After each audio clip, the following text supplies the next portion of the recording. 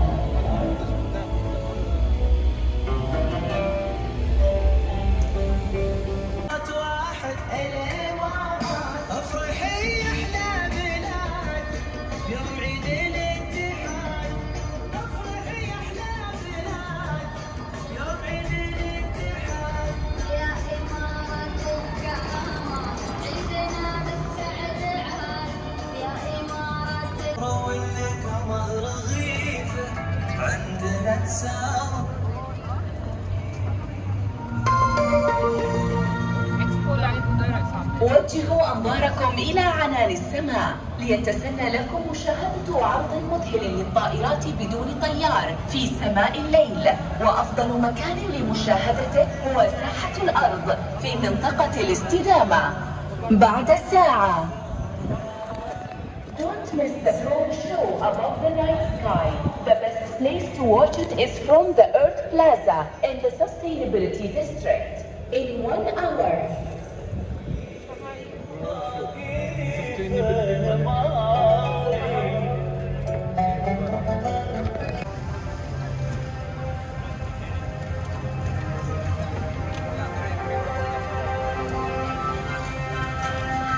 ये आ गई है system.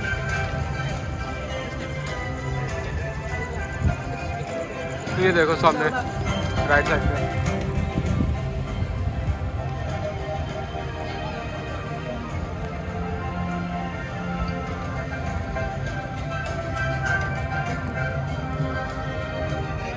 I'm going to recharge my baggage.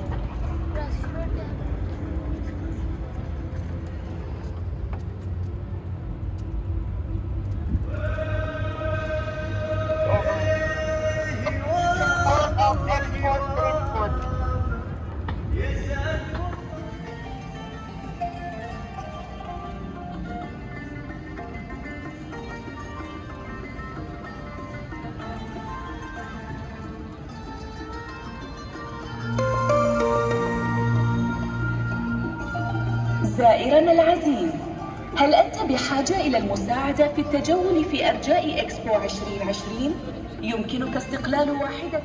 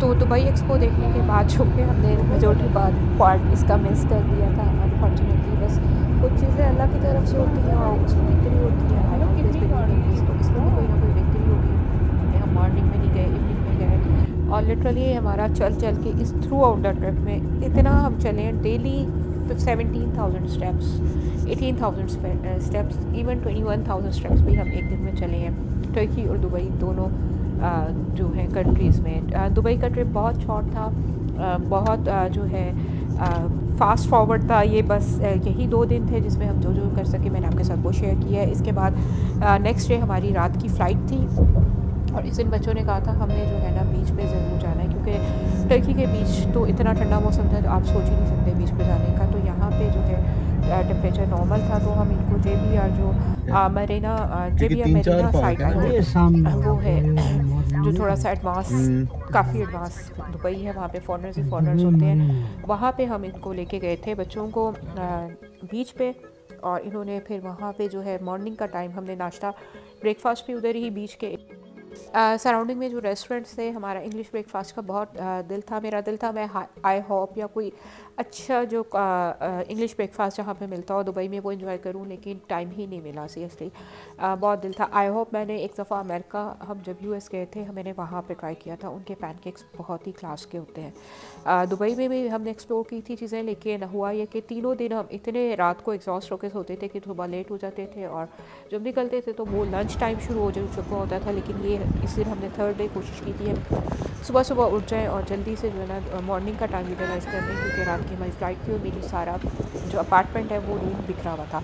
अब ब्लंडर क्या किए थे मैंने दुबई के ट्रिप में, सबसे बड़ा ब्लंडर जो ये किया था, होटल हमने बिल्कुल जो है एयरपोर्ट साइड पे दुबई के आप ही कह लें शारजा और दुबई का जो बॉर्डर होता है उसके ऊपर हमने होटल बुक कर लिया।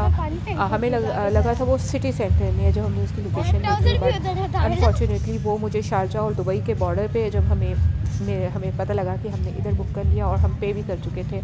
और 2 नाइट्स के लिए मुझे मूव करने का, इतना लगेज लेके दोबारा से होटल चेंज करने का कोई इरादा नहीं था। इरादा तो हमारा ये था कि हम जमेरा के आसपास कहीं होटल भी बुक करेंगे या मरीना में, लेकिन जब मैंने बुकिंग के लिए वो booking.com की वेबसाइट खोली तो वो ऑलरेडी बुकड हो चुके थे। बस जब भी जाएं ट्रैवल पे आप अपने होटल्स बुक करके जाएं।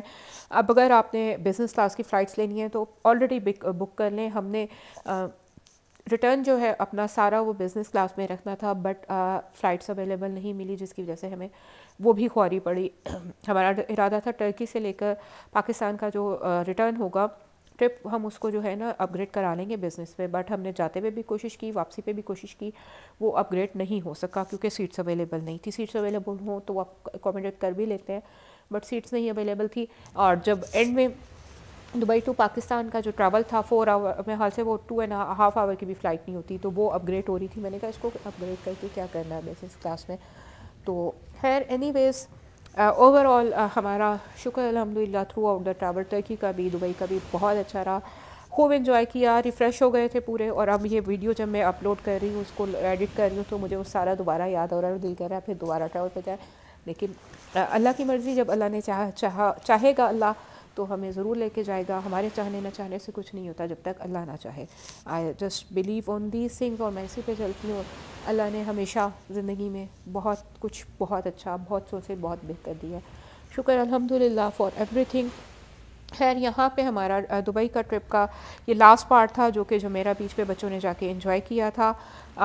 ये थोड़ा सेंसर्ड वाला बड़ों वाला बीच था, हमें बाद में अंदाज़ा हुआ जाके, लेकिन मेरे बच्चे on end of international travel करते रहे हैं तो उनको ऑलरेडी इस चीज़ का एक्सपोजर है कि अपने मज़हब में और दूसरे के मज़हब में फ़र्क है, हमारी ड्रेसिंग और उनकी ड्रेसिंग में फ़र्क है। तो ये हम ऑन एंड ऑफ बच्चों के दिमाग में चीज़ें डालते रहते हैं। तो शुक्र अल्हम्दुलिल्लाह बच्चे इन चीज़ों से जो है उनके नॉलेज में भी हैं और अपने मज़हब को फॉलो करने में उनको कोई यार नहीं है और अपने कंट्री की ड्रेसिंग करने में उन्हें कोई प्रॉब्लम नहीं है। सो यहाँ पे दुबई का ये जो ट्रैवल व्लॉग है वो एंड होगा। नेक्स्ट व्लॉग में इंशाल्लाह मैं आपको शॉपिंग दिखाऊंगी जो कि मैंने आइकिया से की थी, कारफोर से की थी और डिफरेंट ब्रांड्स में दुबई से की थी, दुबई मॉल से की थी। इसके साथ ही हमारा पैकिंग का, यहाँ से जाके हमने पैकिंग की थी, होटल में ही शायद रूम में खाना मंगवा लिया था हमने और रूम में ही खाना खाया था।